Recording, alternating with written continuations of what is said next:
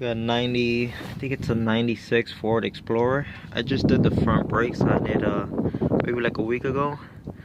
It was metal to metal, so new rotors and pads up front. Took it out for a test drive and the car drove perfectly fine, no brake noise at all. And now customer saying that the noise is still there after a week. And I come check the back brakes. Look at that rotor. Yeah. So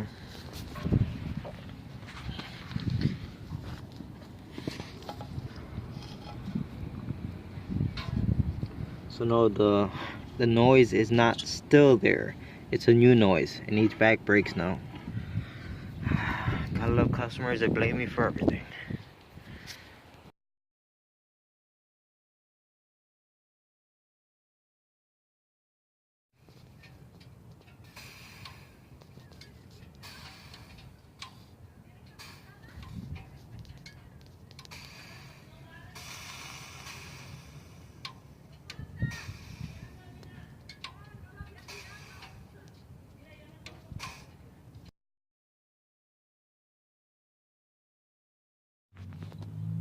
Okay, go ahead, turn it on again.